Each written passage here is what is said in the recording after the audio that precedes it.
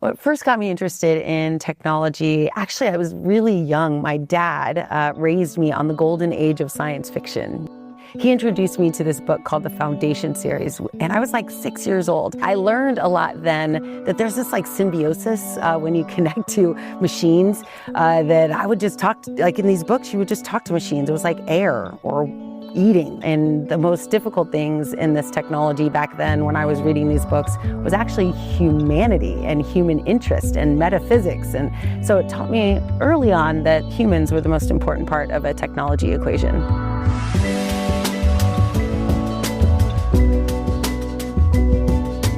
Fast forward quite a long ways, I end up as a principal cloud architect at Amazon, and I get an email that invites me to become part of a brand new team that was going to build the Star Trek computer, something that I had been dreaming about my entire life. And I said, oh my gosh, I want to be part of this. And so I joined that team, became a very early member, employee 10 on the Amazon Alexa team, and started to build applications for Alexa at an incredibly alarming rate.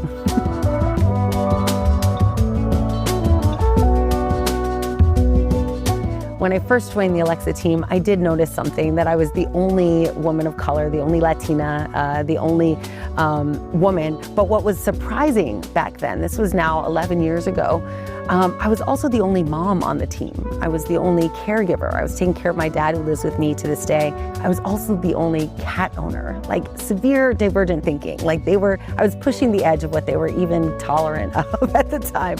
But it helped me build things in a very unique way. I wanted to build things that no one else was thinking about. One of the most interesting things in the world of artificial intelligence that has surprised me is how important it is to have this like symphony of talent. Like not just, you know, diversity of gender and ethnicity, but to the point of being a cat owner. But in the world of AI, there's this concept we call kind of going from DEI to RAI, or responsible AI, which means that as you build AI systems at scale for billions of users, the more people you have with differing perspectives building that system, the better the system will be. We have whatever's happening in the world of diversity, equity, and inclusion. We now realize to build good AI systems, we need a symphony of talent. We need this diversity of thought.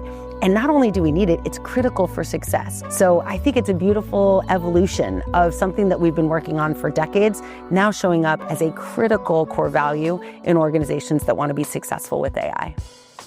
When I first joined Alexa and I realized it was going to be like a trajectory changer for me, and it definitely was, I went around to every woman, every person of color that I knew, and I was like, you have to join this team. And so I went to all these people, and every woman I talked to said no. Which today, it really bothered me at the time. And they said no for a variety of reasons. But what I noticed is within 5 years, all those reasons were no longer a thing, and the trajectory of AI was still growing. And so what it taught me was that sometimes we come up with excuses for not doing something new or something hard or something scary, like taking on a new skill set. AI today doesn't require you to become a data scientist, doesn't require you to learn math or even learn how to code. The most important skill in artificial intelligence is clarity of thought, is understanding a domain like AV.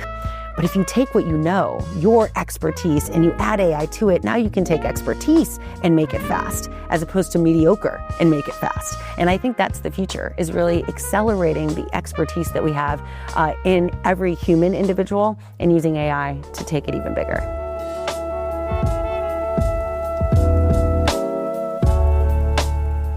I don't always get a chance to talk about the challenges of being kind of a diverse voice or a lone voice of reason in a room full of people who don't look like me or talk like me or think like me.